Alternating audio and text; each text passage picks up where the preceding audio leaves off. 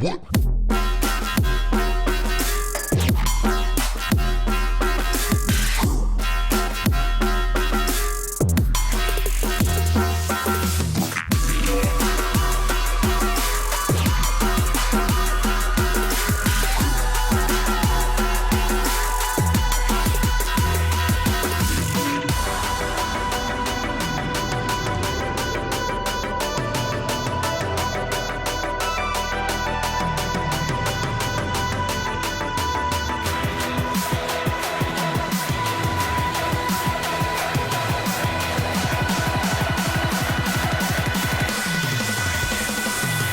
What?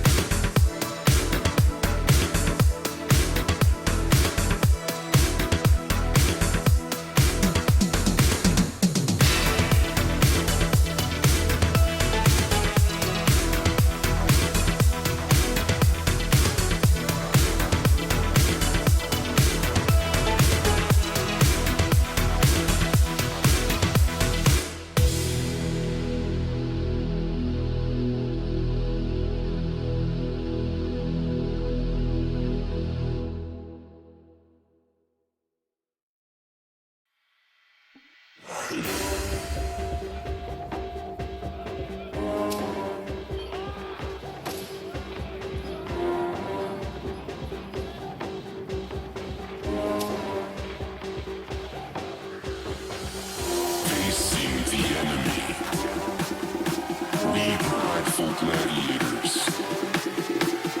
Show them that they came to die. Let me hear your battle cry.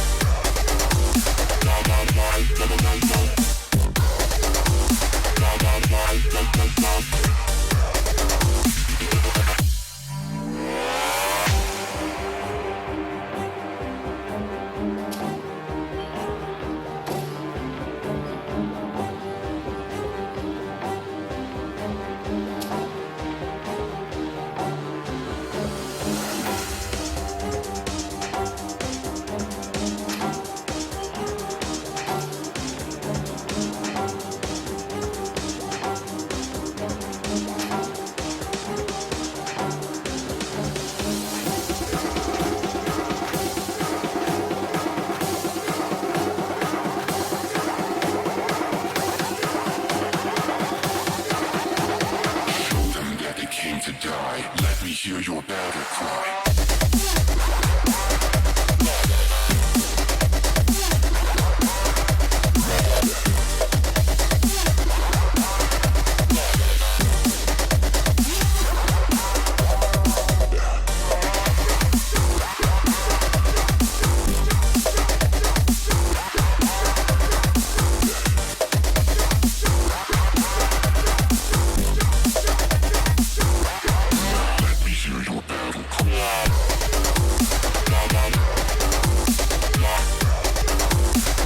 Hello everyone and welcome to JoJo's Porolympics, partnered Twitch streamer Joanne of Arc's official community tournament brought to you by the Random Championship Series. My name is Streetball, casting alongside Earthkey. How are you doing tonight, Earthkey? I'm doing pretty good. I'd be better if I had a nice blazer on, but all I could find is my vest. So I think your vest is very dashing. I think I personally would like to be out of this blazer. It is boiling hot right now and I'm sweating like a pig.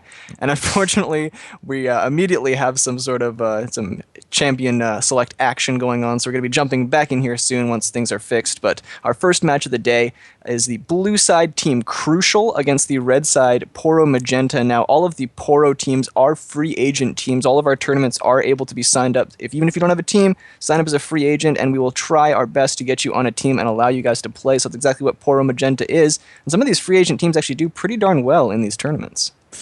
I mean, you're always going to be at a bit of a disadvantage just because you don't know how other members of your team are going to play, but I mean, you do the best with what you've got, and you just remember that you're here to have fun more than anything. And that's what these tournaments are about at the end of the day. Yeah.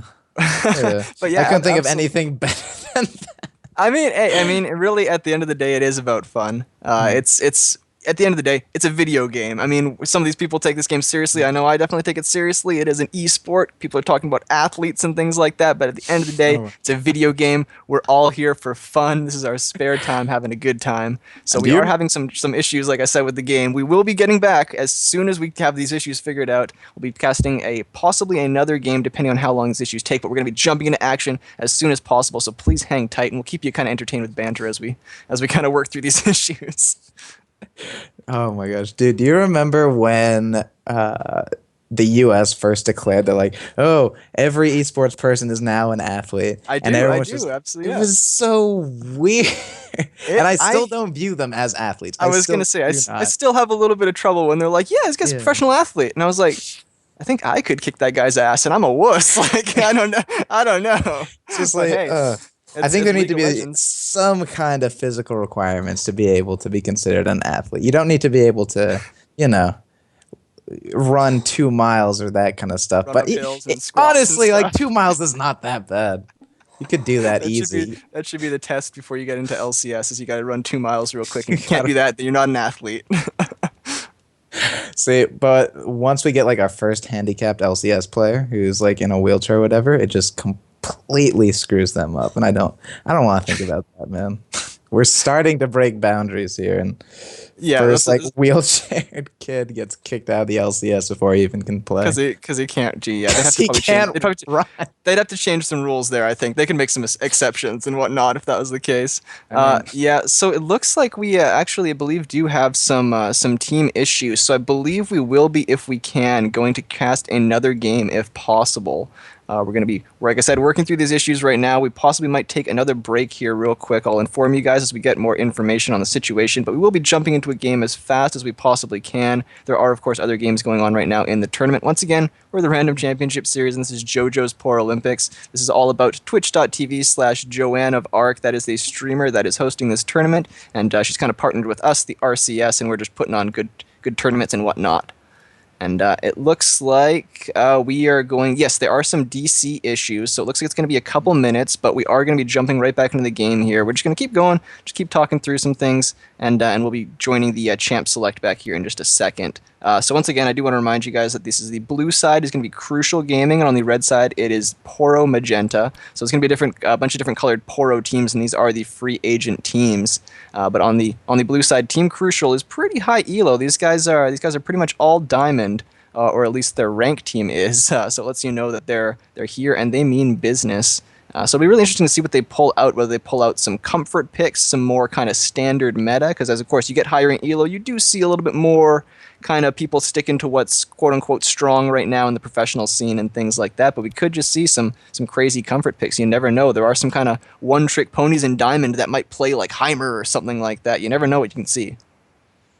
Yeah, I'm quickly going through the profiles of everyone on the Crucial side, and I've got to say, as someone who plays a lot of tree line, especially in the ranked sense, it's a great way of faking your elo, and that's exactly what they've done.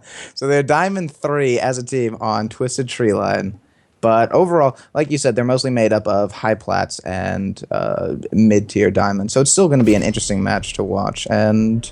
Here we I guess go. it's finally gonna start, yeah. Back in Champ Select. Thank the League of Legends gods. So yeah, absolutely great. Once again, blue side, Team Crucial. Red side is Poro Magenta. The band's coming in right off the bat. Tom Kench, who's been a very popular band. Once we saw him kind of played at Worlds, everyone kind of realized, oh, this champion is pretty darn strong. We should probably either pick him or get him off the table right away.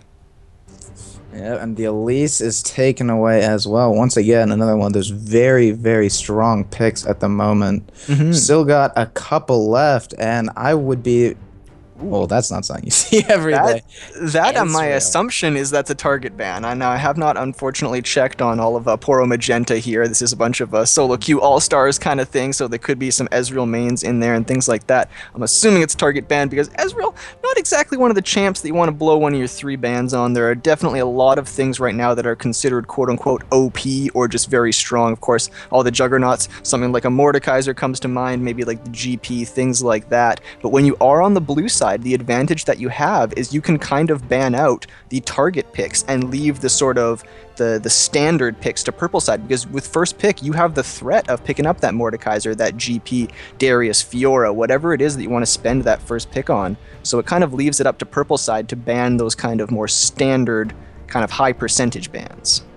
And that's what we're going to see this time around with the last GP, ban going exactly. towards GP. This is going to leave champions like Fiora, like Darius, big, beefy character. Well, maybe Fiora not so much, but big characters that have shown a lot of power in the LCS lately and in all kinds of solo queue games as well. I'm sure there are plenty of games that you run into, Street, where if there is a Darius on the other team, he is going to do very, very well as soon as he gets rolling. Yeah, That's absolutely. tough, though. The meta's become so much more focused around top lane. It's really all about these juggernauts, these kind of bruisers nowadays, with much more kind of control mages taking over mid, and it being less about blowing people up, less about assassins, less about burst mages, much more about controlling area, everybody taking TP in mid lane nowadays. It really has kind of switched to where it's like, hey, the top laner's the carry right now, so I wouldn't be surprised. And actually interesting if they pick up this Zac here first. That's very interesting, because Zac is not exactly a highly contested pick. It doesn't give away too much about their comp, but I was really expecting them to pick up something like you said, like the Fiora, like the Darius, one of those more kind of contested picks. Zac, I feel like they could have picked up later, but still a very strong champion. What I'm wondering is actually happening this game is that we're seeing a kind of a bluff, if you will, because you've got this team, and as you saw when we were back in the selection phase, they were all Plat 1 up to about Diamond 3, Diamond 4, and so they don't really want to reveal who they're best with, who their go-to champions are this early in the tournament. They want to keep them safe, use other picks that are still pretty good, but don't really reveal their true potential. And so they're going with something like Zac, who is strong, especially in terms of that engage of his, that elastic slingshot buff. It's nice. It's very, very nice to be able to jump in from completely off screen. But he, like you said, is just not the best jungler out there. There are definitely more powerful options, such as Gragas, still available. And yeah, and it's interesting to see the kind of the contrast between the two sides of selection here. Thresh and Lulu, very high priority picks, so those picks are kind of more standard and like, okay, that makes sense. The team would spend their first couple picks on those champions, both very strong in their respective roles. Lulu, you can throw in the mid lane, throw in top, even really play her at support if you want to, but because of the Thresh, not going to happen. Regardless, two very strong champions. I like the Thresh against the Zac, because as Zac is charging up his elastic slingshot, if he's not hidden, Thresh can just hook him while he's kind of charging it up and still stuck in one place. So it's a decent counter, but I'm really expecting Zac to kind of jump out of blind spots, jump out of bushes, jump over walls, and I really feel like that's where he's going to make his money in this game. And to be honest, I'm kind of curious as to where we're going to see him. I mean, obviously jungle is the kind of the ideal role for him, but you never know. You might see a top lane Zac that used to be kind of a little bit popular back in the day. He's pretty darn strong, but of course, most likely going to be in jungle. Yeah, and the thing is, when you place someone like Zac, who, yeah, he can do well in the top lane. He's got a bit of sustain with the way that his abilities work and picking up those globs of health.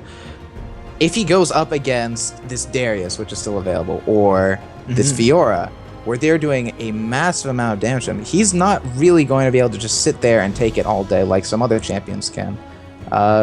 I think we're going to see him transition over to the jungle and see a different kind of top laner pop up here for Crucial. That Fiddlesticks hover, though, I want to believe. I want to believe so bad, but ever since the Runeglaive changes came in, well, ever since Runeglaive itself came in, really, Jungle Fiddlesticks has just been completely wiped off the map.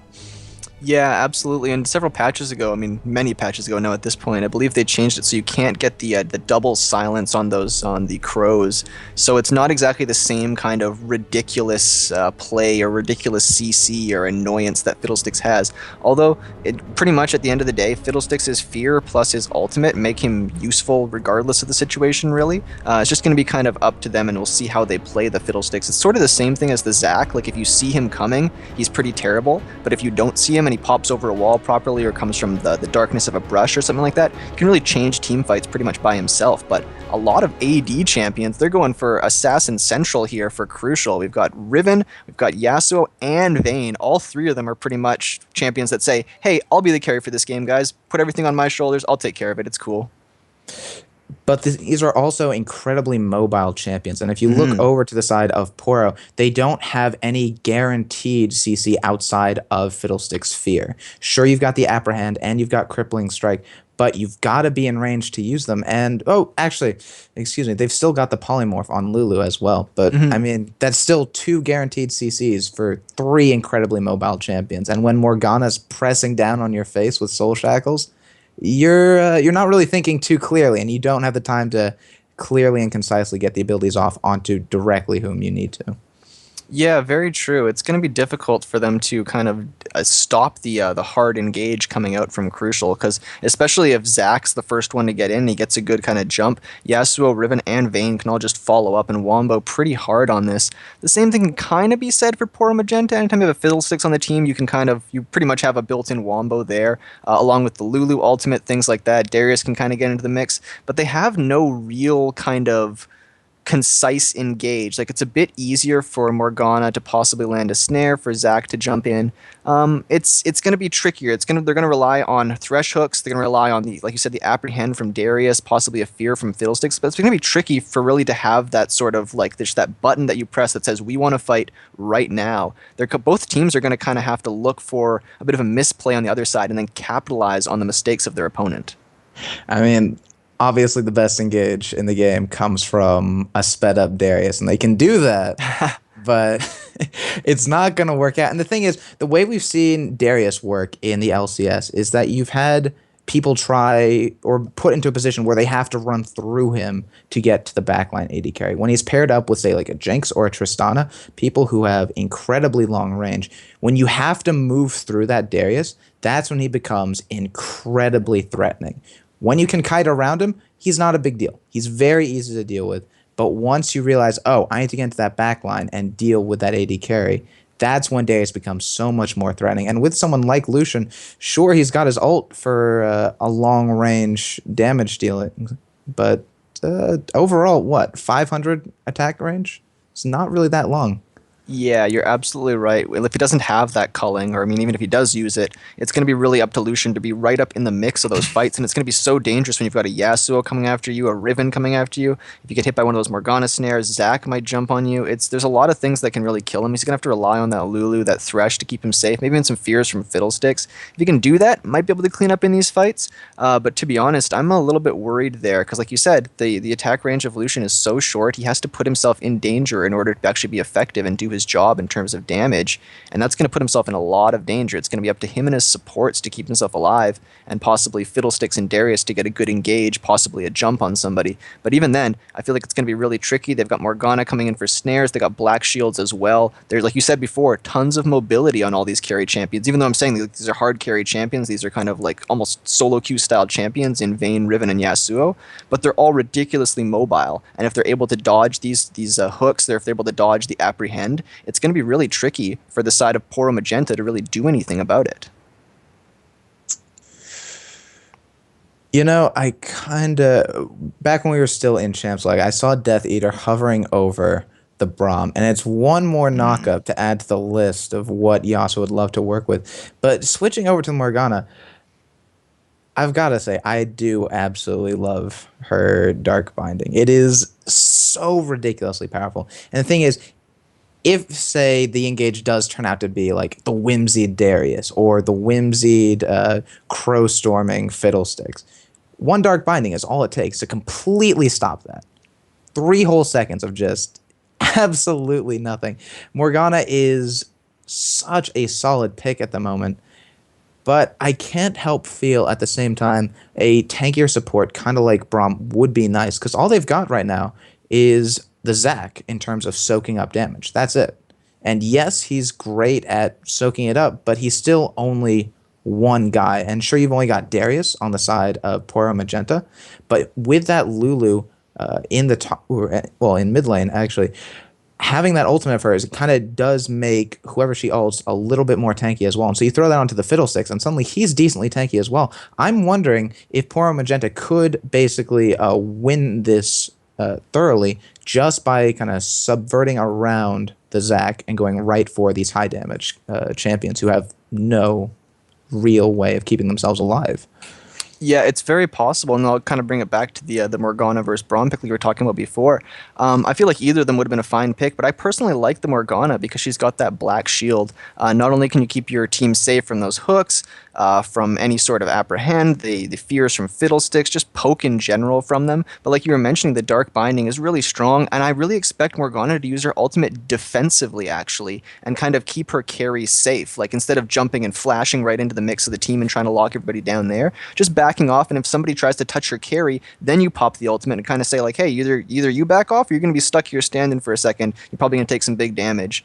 So I expect Morgana to just pretty much play the peel game, and if she does land some sort of a pick binding of some sort, then her team can just jump on and dogpile them, blow them up immediately. So I kind of like Morgana. I feel like she's a little bit less risky than the Braum. Braum has to get a bit more up in the mix to make things happen, and I feel like a lot of the team fight for Crucial is going to be centered around when those bindings land. I feel like they're going to be dancing. Oh, we landed a binding. Oh, Zach knocked somebody up. Dogpile. Back out. Dance. And then back in. Kind of rely on those bindings. Just dance and wait, and then turn immediately. Because Riven, Yasuo, as well as Vayne are all ridiculously good turning champions. They kind of just run away and pretend that they're scared, and then as soon as there's an advantage for them, they instantly jump back on you and blow you up. Yeah. As soon as the steam runs out for Poor Magenta, they find themselves in a precarious situation.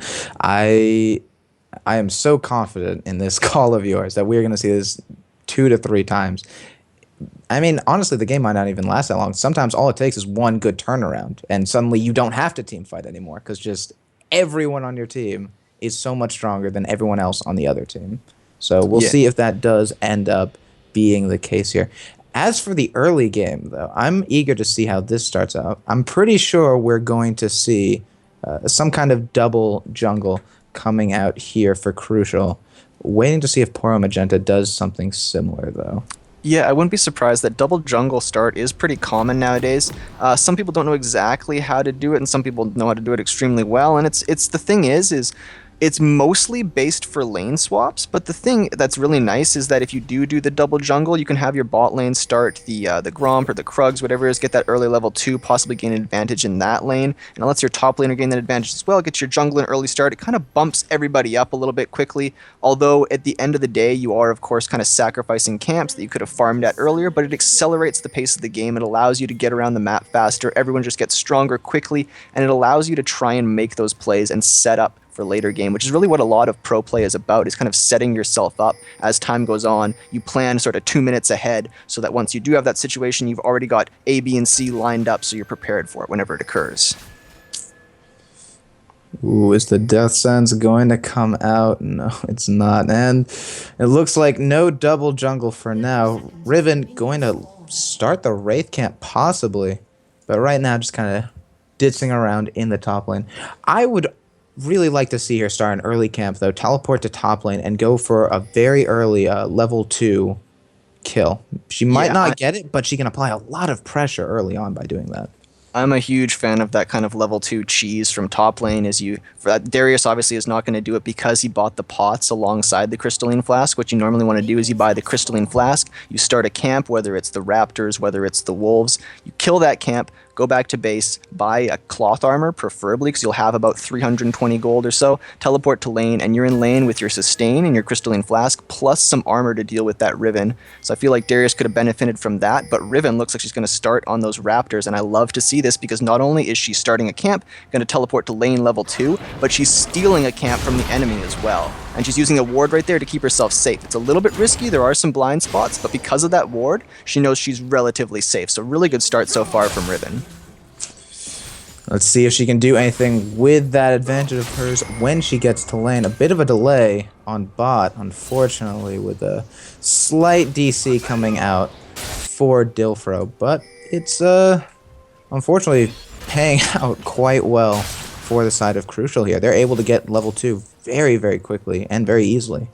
Yeah, and that's really unfortunate because, Lucian wants to bully Vayne as much as possible early. Vayne will eventually outscale Lucian and eventually be able to kill him actually reasonably easily, but these early levels right now are where Lucian needs to try and bully Vayne as much as possible because Vayne doesn't have that much range in lane like this. You have to worry about the Thresh Hook. He can poke through minions with his Q. In a straight one-on-one later in the game, Vayne can easily kill Lucian, so right now is where you have to take advantage of it. Will he be able to, is the question. Now, there's a Dark Binding. Not really going to do too much early on, but, you know, usually I feel most Morganas do start off with Tormented Soil at, at level 1 just for those free stacks on the Spell Thief's Edge. Yeah, some of the pros have not been doing that since they kind of nerfed Tormented Soil. They changed it to do less damage. Big fight here in top lane. They're going to back off for the time being, but Zac might come up. He's here we go. Close. There, the stack zone as he comes in. The Bomb Diggity looking to give first blood, but that heal from the Q could be enough to save him. Not quite, though, as first blood goes over to Otami up in the top lane. Yeah, good try there from the Bomb Diggity. He did get that nice heal off from his Q, but the thing is at the end of the day, you have to look at what the items are. Riven has the actual damage advantage, and Darius had the sustain advantage. So Darius went on a straight fight when he had the sustain, but didn't have the pure damage. Riven had him beaten that in that aspect. He also didn't have vision up as well, so Zac, perfect timing, comes in. Nice bait there in the top lane by Riven. Pick themselves up the first kill of the game, and a Riven getting a kill early like this is not something you want to see. No, and when she comes back to lane with twice what you pick up back at the store, there's a huge difference. While Darius is coming back with 1 longsword, Riven showing back up with 2, and that's just going to lead to so much more of a snowball as the game goes on.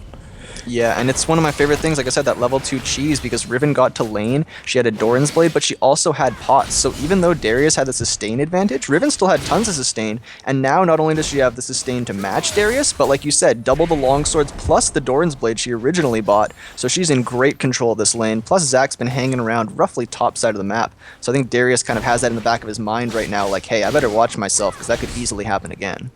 Well, usually it only takes 1 kill to kind of instill a good bit of fear into your opponent. This is more of a solo queue thing, but you got to remember, for Poro Magenta, for them it's essentially a solo queue game because they are mainly made up of free agent, and this looks like it's a kill once more. Otami now 2-0, and it's only 5 minutes into the game here.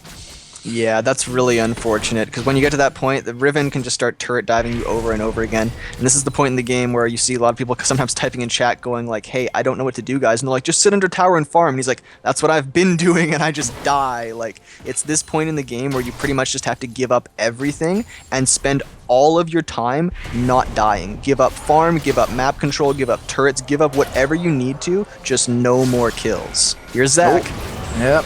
Going in, the Dark Binding is going to land onto Abyssal Spirit. They're looking to get the kill, but unable to as the teleport comes in. Lulu is now in the bot lane. Oh, Gavin's so low, but the Crow is not going to bounce well enough. And Exile going to be forced to blow the flash here. Still got that passive, though. Might be able to make it out of here alive, but it's a very, very unlikely call. And as well, Dark Binding coming out, but not really going to do too much there. Yeah, Morgana going ham back there to try and protect her Zac. Zac unfortunately does go down for the team, but crazy plays all over the place. Everybody blowing their flash. Fiddlesticks their flash just before he even got remotely close to the fight. Just wanted to get there as fast as possible. Beautiful TP by Lulu. It was really, really well played. They overextended a little bit on that gank. Good use of the TP right there. Of course, Darius's TP was down, and Riven's was still up, but thought, hey, you know what? I just don't need to use it right now. I can just keep farming in lane. And to be honest, if I'm Riven right now, that's exactly what I want to do. Is like, screw the rest of the team. Let's just chill in top lane because we're dominating in top. Continue to farm. And I mean, a small farm advantage right now of about 10, but look to mid lane where there's an advantage of about 20 to 15. On someone like Yasuo, who is not at his strongest early on and needs that time to ramp up and become so much better, having a farm advantage this early on in the game is absolutely fantastic for him. We saw him show up in the bot lane, unable to really help out in that fight, but I mean, oh my gosh, Exile going ham up on the top lane as well as Otami blowing that ult. It looks like it might be another kill for him as the Wind Slash comes out, starting that killing spree. Yeah, oh, and they actually land the hook on Vayne. And the Dark Binding as well, Dilfra taking a bit of damage there, but it looks like Gavin wants to continue the fight down here. He's a level behind, but that's not really stopping him from being that aggressive. That Vamp Scepter and Longsword, though, it's not enough to compare to that BF on Lucian. but he is doing the right thing by going in, poking, back off, and sustain. You just need to make sure you don't get caught out right now. Make sure you are allowed to sustain up before you come back in the fight. Because even though, of course, you are down in items, you do have the sustain advantage where Lucian has the burst advantage. So trading is okay as long as you're in, you're out, and you sustain back up before you do it again. In top lane there, Darius unfortunately going down. He did have a ward placed, but it wasn't in the spot over the wall where Zac could potentially jump from. It was kind of in like the standard gank position, and really smart play there by the Exile, funny name, from Zac there. Jumping over that wall, pretty much max range elastic slingshot. Very, very smart play from the jungler. I mean, this is what Zac can do now, especially with those buffs that he got recently.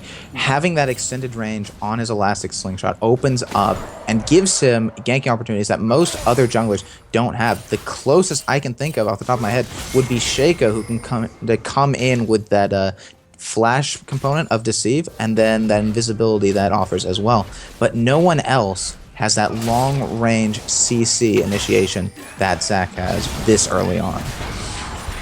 Absolutely, exactly like you said, yeah. Then top lane there, it was only level 5 for Zac, but good call because they knew that Riven was level 6, so that burst coming from a level 6 Riven is so strong. Plus she's super fed, farming super hard. And just to jump back to the Yasuo in mid lane real quick, like you were saying, he's farming super well, and he started with the Avarice Blade as well, so not only is he farming well, but he's going for the farm build, so it's going to really, really work out for him. Fiddlesticks looks like he's doing the dragon though by himself. He could get spotted by Zac, but right now just getting hooked. Yeah.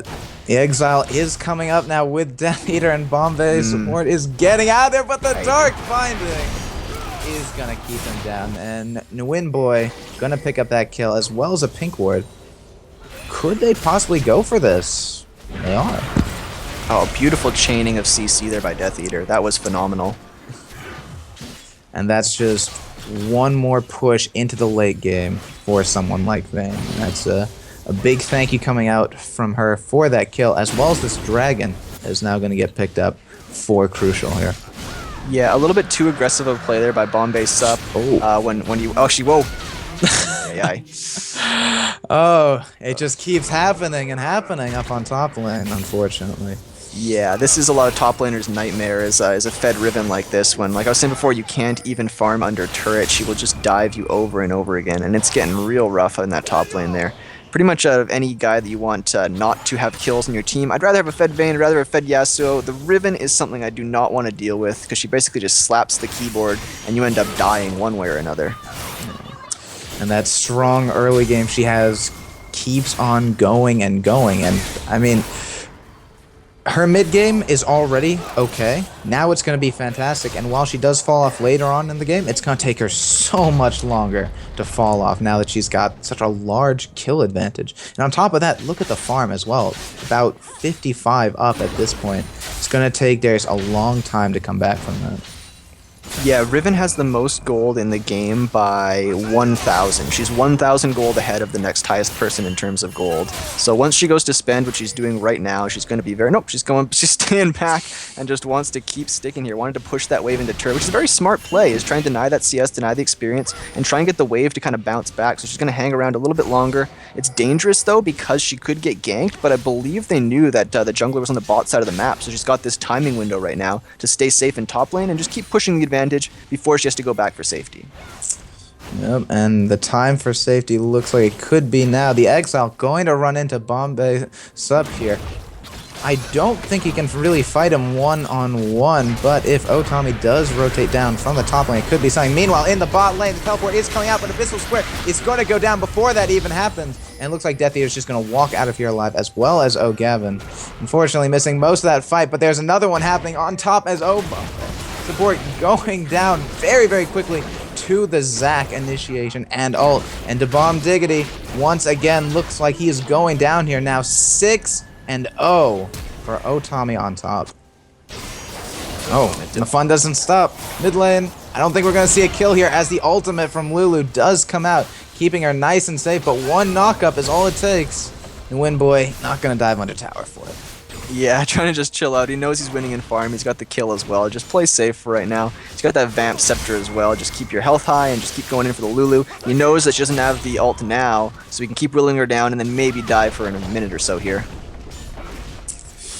But is there really much point. As someone like Yasuo, you can just continue to farm to safety, knowing that come late game, you are going to be so much more, or you're going to be so much stronger than your opponent. Ooh. Abyssal Square going to get hit by that Dark Binding once again, and while he is doing his best to stay alive, a quick flash from Arvin going to take him down there.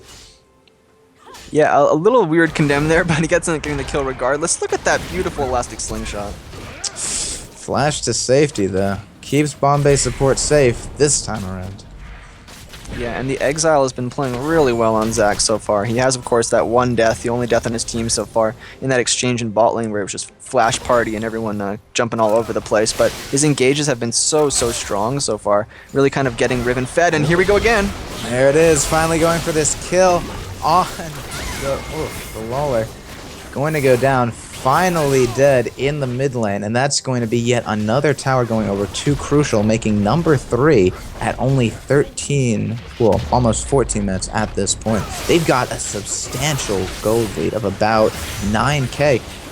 Is there going to be much of a comeback from Poro Magenta? It's looking very shaky at this point. Yeah, it's really rough. Oh, here's the Fiddlesticks. That could change it. The Crowstorm is coming in. The Exile going to get taken down here, but he's got his passive, and now that Otami has shown up with that Winston, so much damage, but the fear is going to push her out of there. However, the Exile has reformed. He might be able to make it out of here very easily, but Bomb Diggity is giving chase, as well as Abyssal Square. A flash will get him out of there, but just barely. What a team, not leaving any man behind. They said, Zac, you went down once, but not again. Like you said, Tommy going, thank you so much for getting me fed in top lane. Here is my repayment right now. Going man mode in 1v3. Has to burn his flash to survive, but at the end of the day, they both burn their flash, and you know what? Zac's still alive. The passive is down, but who cares? You don't have 2 deaths. Still just sitting at 1 right now. Beautiful play. And little wind roll right there, plus the black shield. They've got everything in the book there to keep themselves safe from hooks.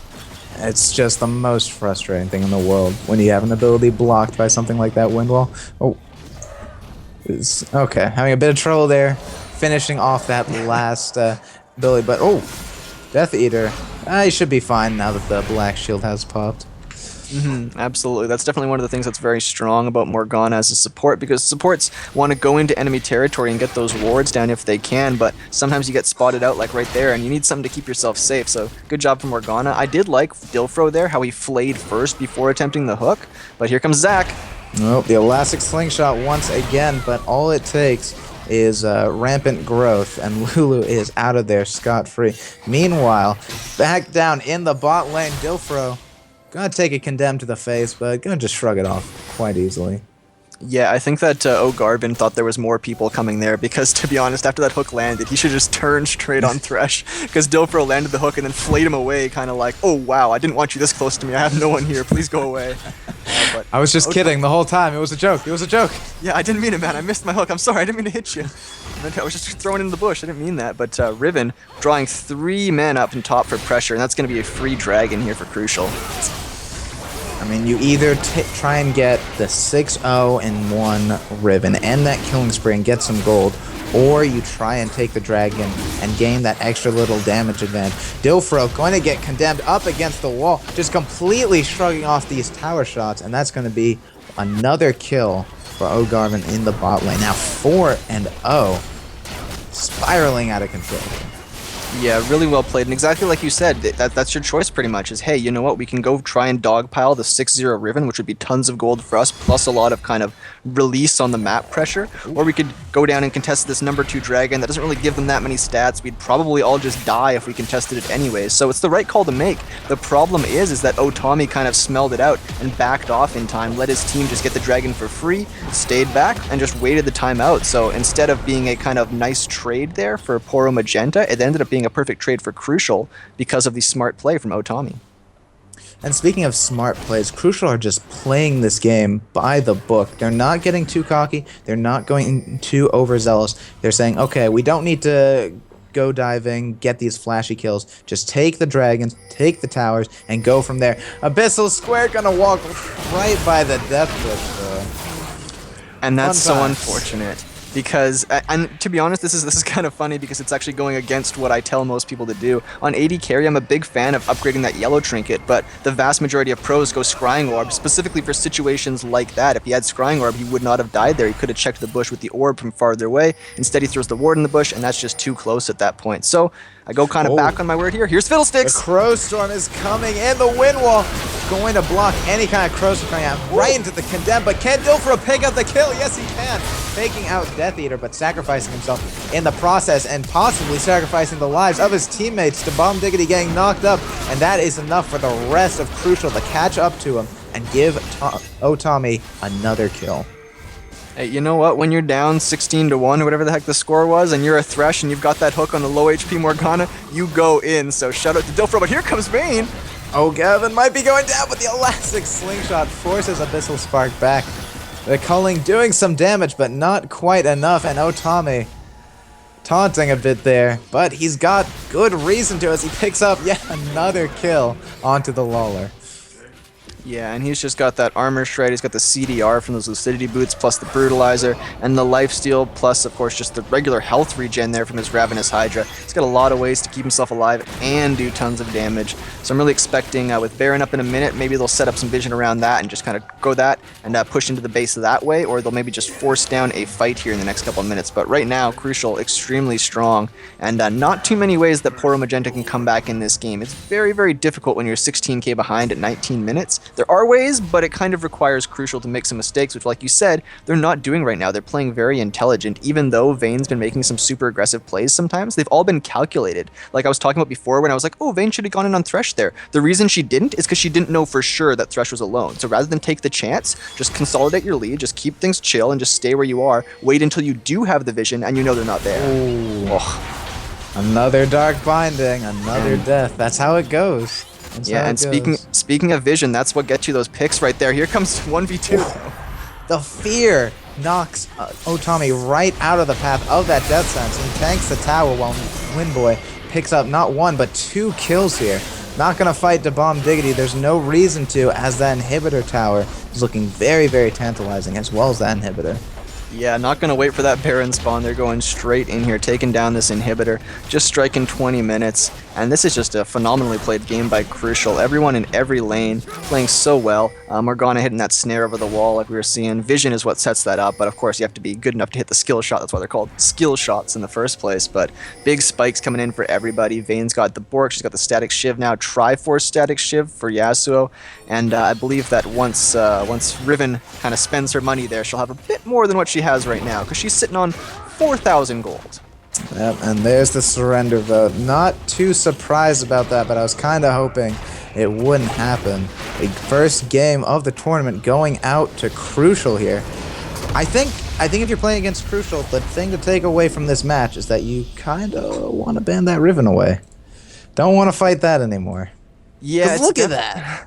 That's the thing, though, and it might be like what you were saying before as well, where you're saying maybe they're trying to hide some of their picks because they didn't really go for those quote-unquote OP picks. They kind of just picked what they felt like, and it worked out super well. So maybe they're saying, hey, you know what? If you do ban this stuff, we'll just pick the OP stuff. If you ban the OP stuff, we'll just pick this stuff. They've kind of got things covered, and more 1v1s. Yep, they're finally surrender.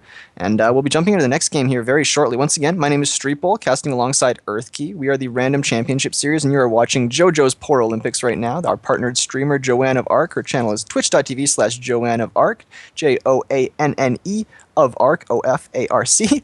And my name is Streetbowl, casting alongside Earthkey. We're jumping into our next round here very shortly. RandomCS.com is our website. We'll be right back.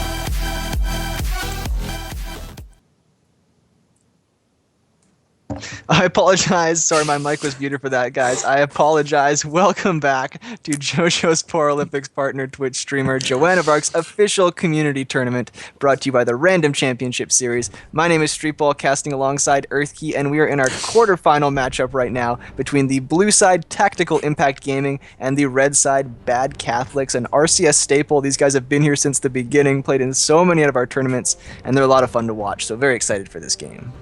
And I'm hoping they're able to make it up to at least the semis, but well, we are in the semis actually. No, we're in the quarters currently, actually. Oh my gosh, I'm so lost. I need a next map. match. Get me out of here. But the nice thing, though, is that everybody that plays in the quarterfinals and above all goes home with a 4-win IP boost at least. So if you've made it this far, everybody goes home with at least a prize. So nobody's going home empty-handed, regardless of the outcome of any of these games from this point forward. Of course, 4th place and upward, you are getting RP prizes as well. First place, that triumphant rise on top of that. So you want to hit that first place if you can, but top 8's great, top 4 is even better. And then as you get up, you get better prizes. So both teams looking for the win here. And a little bit more standard bans coming out right now. The only one that's a little bit less standard, I'd say, is that Yasuo. Vigar pretty common, so is Mord and Darius, but the Yas possibly a target ban. Could just be a champion they don't like playing against. I mean, we talked about this last game. Yasuo can kind of just sit back, chill out, wait until late game, and he just becomes absolutely devastating. And it looks like Bad Catholics don't want to have to deal with that at all. And that's perfectly fine. If they're not good against that champion, that's a perfectly good reason to ban. They've also taken out the Vigar, who's just kind of blown everyone away in the LCS after really not being that prominent to just suddenly exploding onto the scene. And the last two bans coming out going to be that Tom Kench and Fiora, which are, like you said, much more common. Yeah, definitely much more standard bans here. And like you said, the Vigar, yeah, super strong right now. They nerfed the heck out of him, and he was useless because everyone was playing him like support and stuff. He was so strong, so they nerfed the hell out of him. And then they buffed him back up, and now he's super strong again. But the thing I'm looking at is there's no GP ban, so that's kind of like the OP pick I'm looking at right now. That's like, hey, that's on the table. Somebody might want to grab that. GP still just one of those champions I personally find incredibly frustrating because all it takes to really get big and beefy is that Triforce, and it doesn't take that long to build, and after that you just go pure damage and you blow everything up, literally. Yeah, exactly. 5 seconds left. I've seen a few decent Teemos lately since I was gonna say the Gragas makes a lot more sense, especially as a first pick. But Teemo, since the changes, the same thing kind of like Vigar, where like he was really annoying and strong for a while. There's the GP possibly, and again Malphite, very strong pick as well. I would really like that combo. That would be quite a brutal combo. If you knock people up with the Malphite ultimate, it's a lot easier to hit those barrels because no one's moving. Gets locked in. Malphite's another one who's just done very, very well lately in a high-level play. Maybe not. He's not showing up that much in the LCS, but he is showing up a decent bit. And in solo queue, he's become very, very strong due to the fact that his initiation is fantastic. And on top of that, he just completely nullifies your AD carry. Very hard to deal with. Absolutely. When you pick an AD carry without an escape, it basically forces you to flash the Malphite ultimate if you want to survive. And even if you do that, you still could potentially die afterwards. Super strong. It's also really good at dealing with all these juggernauts and these bruisers up in top lane. I'm a big fan of personally picking that Malphite in. Like, oh no, the Darius got through, the Fiora got through. I'll pick Malphite, and you know what? I'm probably not going to win lane, but there's no way I'm going to lose lane either. I'm not going to give up kills, and I feel like that's the main thing you want to do when dealing with these kind of super strong juggernauts right now, is just don't let them get ahead. You don't need to dominate them. You don't need to win. Just make sure that they're not winning either. And like you said, Malphite ultimate is just devastating regardless of what team comp you're in. And as we see, lightning fast, quick picks getting locked in here. The Vayne and Jinx fight on that bot lane. Early on, it's going to be a bit of a struggle there for Vayne, but as the game goes on, Vayne should be able to outmaneuver Jinx, wouldn't you say? Yeah, absolutely. The Vayne will beat the Jinx in a duel, but what I'm looking for is the team fight, and that's really what the purple side right now, Bad Catholics, is building their team around. The Malphite ultimate, Orianna ball on top of that, Jinx ultimate, plus just, of course, her AoE rockets, the barrels coming out from GP as well. They've got a lot of AoE wombo combo damage, and Tactical Impact Gaming is going a little bit more for kind of space out, smaller skirmishes, kind of got picks from Morgana, they got people split up from the Gragas ultimate, which works well with Vayne. I would like to see the Lulu Lulu pickup here. I think that would be really strong with keeping that Vayne alive in case she does get Malphite ultimate, because Malphite's not going to be doing the damage to kill her. He just keeps her still so the team can follow up with damage. So if there's initial Malphite ultimate and then there's a Lulu ultimate follow-up on top of that, Vayne could theoretically just survive through all of that, and their kind of wombo combo gets nullified. I like the Braum pickup as well, going to keep that Jinx safe, because we keep talking about how maybe Vayne's going to get jumped on by this Malphite, but hey, you know what? Olaf coming at a Jinx, that is something you do not want to see. Very scary. Plus the speed up, the whimsy from Lulu onto the Olaf, like we were mentioning before, same kind of thing with Darius. If you can speed up these champions that don't have gap closers, they're so strong. Plus you just got to worry about those dark binding spam coming out from Morgana.